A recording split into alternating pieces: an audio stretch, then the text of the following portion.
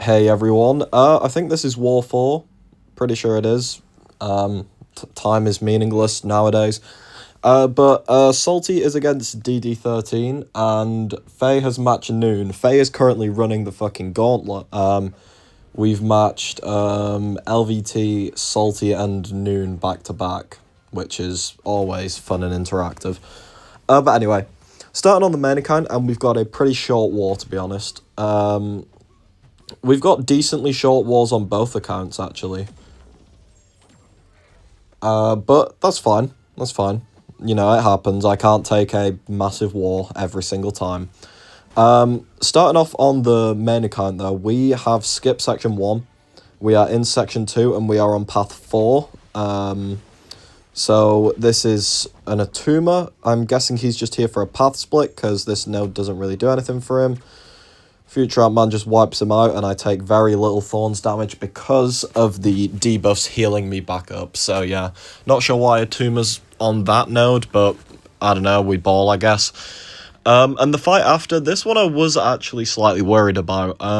Captain Britain on 242.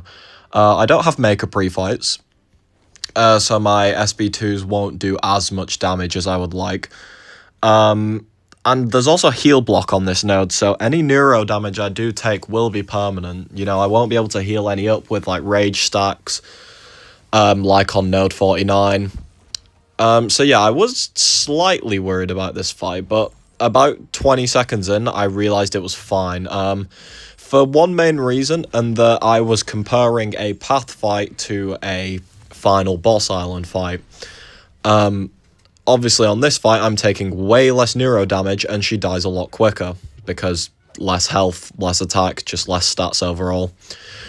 So what I'm just going to do for this fight is what I'm doing exactly here. The plan is to quite literally just get the endurance up, and then spam intercepts. Go to my SB2s and fire them off. My disintegration stacks don't really matter, because the safeguard will prevent the damage going above 3% anyway. So yeah, like you see, it's literally just spam a load of intercepts, just keep it calm, and then this SB2 just kills. I lose about 30%, which is fine. Yeah, nowhere close to dying. Pretty easy fight overall, as long as you just can get your intercepts off. Because obviously the unblockable is annoying for getting additional endurance stacks. Okay. Now we've got two minis. First one is 42 null, and this is what annoys me. Not because there's nothing that can be done about it. I'm not blaming anyone for this, but as soon as I see 42 null, I know that I'm going to have a small war, because I need Wiccan on the team. I need to take this mini boss, and then usually that means that and Wiccan can only take this fight. So like then the rest of my war has to be done with two champions. So yeah, kind of unfortunate, but I'm hoping this is the only Wiccan we see this season, because it is boring and it's just not really a strong placement. Like here, it's literally just build to my SB3 and it will just wipe him off the map. Make sure I keep the resist up. Like in his SB2, the main thing I do to make sure resist up can never go down during his specials, just hard block and charge your resist up. You'll take a little bit of block damage, sure, but are you taking any other fights with Wiccan? I think not. So yeah, that's that null dead. Very easy fight. And then the last one is we have got this Enchantress on 46. Bit of a weird placement for Enchantress. Because, I mean, this placement does help the usual Torch strategy against Enchantress, because against Enchantress with Torch, you just want to push her to SB3 every time. Like, you know, don't bother with the spells. Don't mess around with any of that stupidity. Just push her to SB3 with an invul on, and it's fine. And obviously on this node, the Inexorable and Aspect of Evolution will push her up to her SB3. So, yeah, pretty chill, in my opinion. But yeah, the main thing here is just make sure to not full combo, because you want to be hard blocking so that she doesn't throw a special one. On accident. Here I throw it to her SB3, but she doesn't throw it straight away, so I'm like, okay, I'm going to spam some Nova Flames onto you. Do a combo, SB2, combo again, into the Relic, into a Heavy to charge my heat back up, 24%. And she's got a lot of Novas on her, so yeah, the fight is just completely over. And yeah, she drops. Very easy fight for Torch, just pop an Invul on. Play it like Node 12, and you'll be chill. Okay, so that's the main account. Pretty easy. Now onto the mini account. Usual section 1. But this is my fastest Zola versus Red Skull I think I've done. It was one of my riskier ones, but I was just getting some pretty nice RNG with him dashing into stuff. So yeah, it is still on double speed, because I get that this fight is still boring. I do also catch a combo, because good at the game. But yeah, this was, like, I think the best one I've ever done. Maybe there was one that was similar, but, like, we're getting some pretty nice numbers out. Already down a third of the health, which is nice. Then I just go for the relic, just to bash him back in the corner and charge up another load of stuff. He does block that, which was unfortunate, but it's fine. He's at 15% now, just over a minute in. So yeah, I'm feeling pretty good about this one. Getting back in the corner, and now it's GG's. 5%. I'm at 50%. I'm not going to go for any more heavies, because I am going to be using Zola for fights after this, so I don't want to sack any more unnecessary health. But yeah, pretty easy and quite a fast one overall. So I was happy that it was a fast one, because sometimes that fight can stretch to close to 4 minutes, which is just ugh, so annoying. But anyway, on to Enchantress. I threw on an Invul boost, because this was the war against Newn, and at this time the war was pretty close. Faye is in a weird spot, but yeah.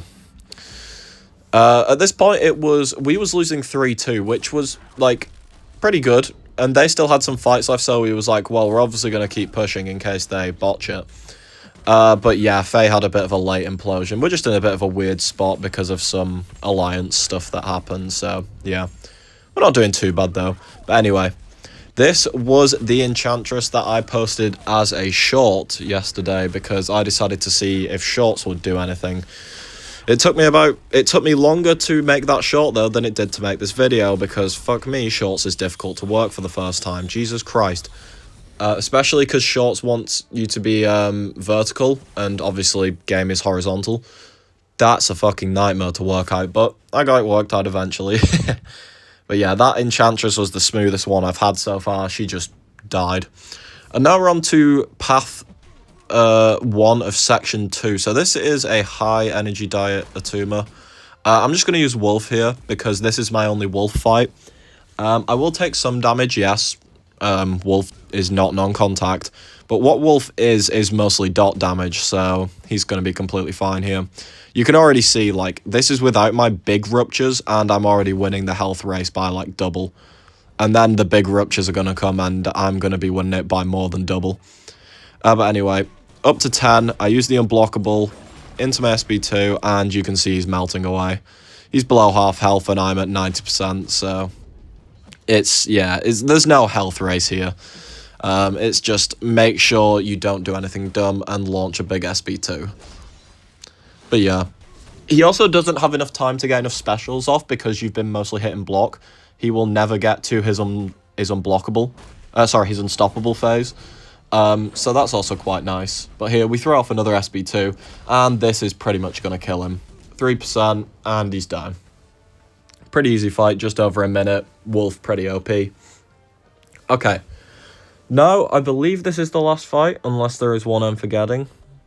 I don't think I am forgetting, but this is the last fight. This was another fight that I was trying to think about strategy for, because this, for anyone who does play Top of Masters, they know about this 2-1-1 Anti-Venom, but this guy is catching kills a lot. Because on this node, he's a bit of a dick. He has regen on most he has regen most of the time you hit him, so he will be going unblockable a lot from the node. He is trying to put lots of debuffs on you from the tactic and his own personal debuffs. So and basically what that does for Anti-Venom is when you hit him with a special, he will gain extra power based on how many debuffs you have on you. So a lot of people are accidentally shooting him to SB3 and getting rinsed by him. But yeah, I'm going to go with Shang-Chi. And pretty much my plan here is I'm going to kill him in one SB2. That does mean, though, I'm going to have to build a hell of a lot of charges up. So what we're going to do is we're going to throw 2 SB3s and then go for a big SB2 kill. The good thing is this was a rank 3 Anti-Venom, but this same strategy would work for rank 4s, so that's not really much of a difference. But here he's unblockable, so I'm going to use the SB3 to back him up and get him to a special attack. The combos we're doing as well. We are doing specifically 3 combos and 5 combos. Why these ones? 3 combo is to keep cleansing the debuffs on me. But, you know, pretty obvious that, like I said, I don't want debuffs on me for when I throw specials. 5 combo is because I can hit it through the block to minimize my hits, so he's not getting as much regen. And also because I can use the 5 combo to reset my charges, like there with another heavy. And that's pretty much all I'm going to do. 3 hit, 5 hit. I'm getting the endurance just by default, so I don't have to worry about putting the slow on him. But here again, 5 combo through the block, reset it, we get another endurance up. He's also not getting enough. I mean, to be honest, I don't need the endurance up because he's never getting enough debuffs on me to trigger unstoppable, but it's a nice safety net. We're still at full health. He is also still at full health, but here I'm at 24 chi charges, and we're about to go for the kill. So yeah, reset him again. He throws another one. I go for a 3 combo. I do get clipped, which is kind of annoying, but it's fine. And now we're going to go for a big SB2, and it one-shots him. So yeah, that is a good way to deal with this pretty troublesome Anti-Venom. Just go with Shang and ramp him up a lot. But anyway, Salty did win. It was our worst war of the season. We had some pretty annoying deaths, but we do win. We are 4-0, so on track for War Champ. And Faye did unfortunately lose with, yeah, like I said, an implosion, but Faye can still get top 10 definitely. So yeah, thanks for watching, guys. See you all probably pretty soon.